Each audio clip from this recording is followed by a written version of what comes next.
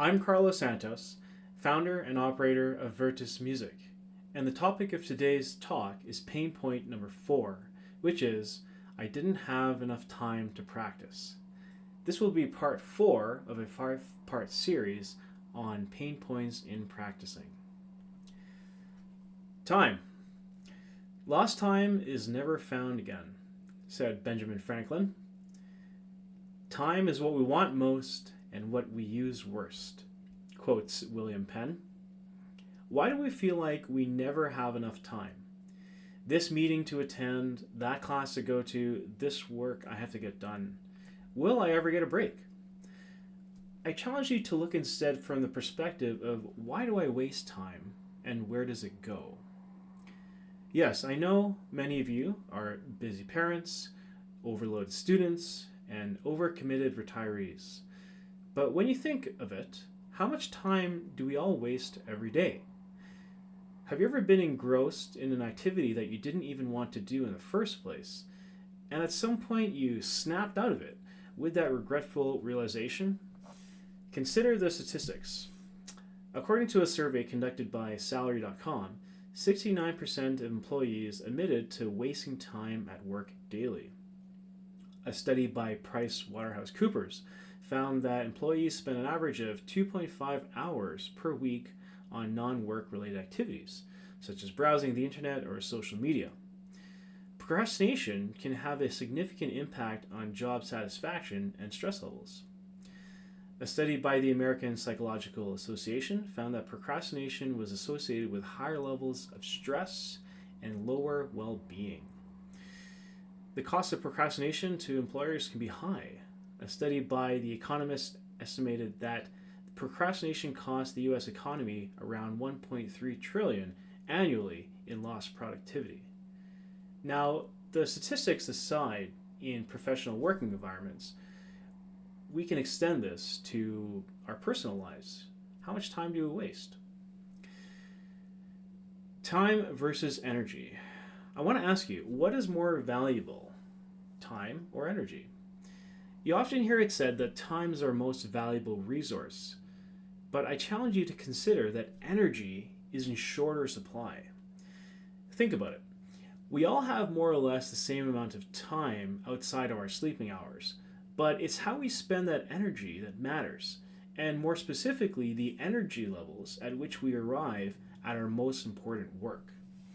At its core, the issue of wasting time and procrastinating stems from these reasons. Number 1 is lack of priorities. Prioritizing is a matter of determining what is important to you and what is not. Tim Ferriss, author and angel investor, explains an easy way to think about this.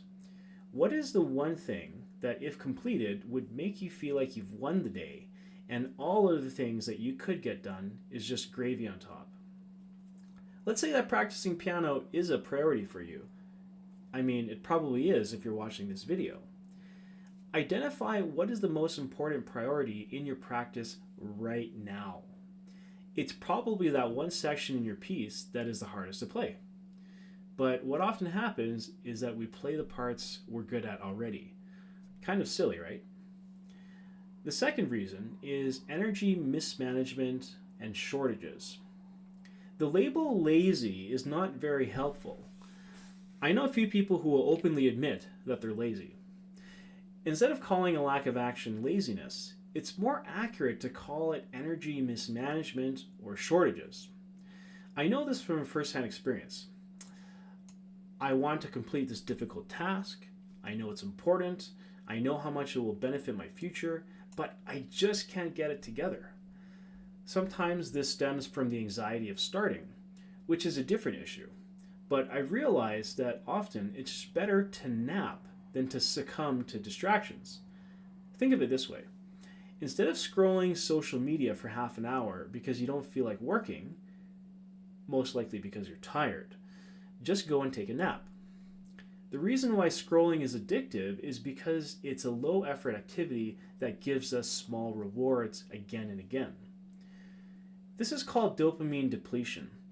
When your dopamine, which is a neurochemical that actually causes you to be motivated to do things and to actually go out and do them is depleted. And so when you're scrolling on social media, you have low energy, low motivation, but that entertainment, those little snippets of entertainment that come one after the other, just gets you to feel a little bit good again and again. Think of it as a phone where the battery just died, and you're charging it to about 2%, then unplugging it and using it, then it dies. You plug it in again, charge it to 3%, use it for a little bit, then dies again. What's better is to just charge your phone, put it away, and wait till its charge replenishes to a significant enough degree, and then you can go and use your phone again. The same thing is with our dopamine and our energy. It's better to just take a break than to try to force yourself at a lower energy level to complete the task that you're trying to do, or most likely to get distracted. Which, speaking about distractions, that's the next point. Distractions are hijackings of your attention and ultimately your priorities. This can even happen while we are actually doing our most important task. Let's use practicing as an example. I've encountered this scenario too many times to count. I'm working on a project piece that I'm preparing for a concert, and all of a sudden I get an urge to play this other piece I know already, or to improvise something out of the blue. And then 20 minutes later I take a break and realize that I've completely jumped ship from the project piece to something different. Shoot! Maybe you're practicing the piece that you've deemed important, but you wander off the challenging bit, the one that you're supposed to practice, no surprise, and then you play another section that you know well. The key here is to always remember your priorities and to return to them if you get off track. This is a habit that can be cultivated with time and practice. The fourth reason is anxieties.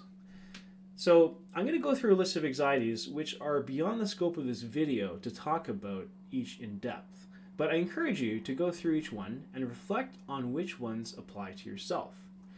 For my students who are watching this, I welcome you to have a discussion with me at your lesson about any of these that resonate with you. And if you're not my student, perhaps a discussion with a confidant or a therapist might be helpful in addressing the issue. So, first is fear of failure. Worrying about not meeting expectations can lead to avoidance. Perfectionism, which is a related point, the desire to do things perfectly can make starting a task feel overwhelming. Lack of motivation. If a task feels uninteresting or irrelevant, it's easy to put it off. Overwhelm.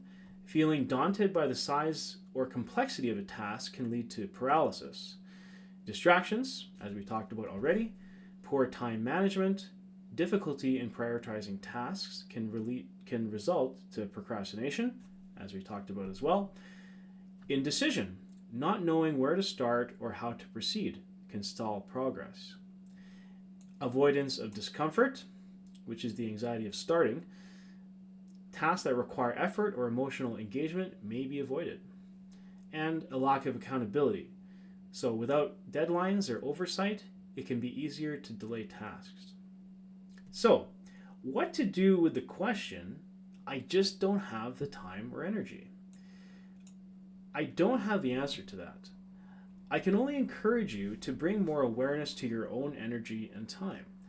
I think that's a good starting point. Time is a created thing. To say I don't have time is like saying I don't want to. That's a quote by Lao Tzu. What I will share are some mindset tips and hacks, if you will, that have helped me make more use of my time. One is identifying what's most important and to just get started. After knowing what you have to do, stop thinking about it and just do it. Number 2, use definitive language such as I will practice 1 hour today instead of weaker language such as I will try or I will get some practice in. That's nondescript. One of my favorite quotes is by Yoda from the Star Wars universe. Do or do not, there is no try. Thanks for tolerating that terrible impression. Thirdly, Make a commitment and know you can come back to it even if you fall off the wagon for a day or two. Number 4, be aware of your energy levels. They're more to blame than we care to think. What you can do to increase your ask yourself, what can you do to increase your energy or reduce it from going to waste? Start there instead of blaming why something didn't get done due to a lack of time. And then the last thing is engage with a community that encourages you in the direction of your goals.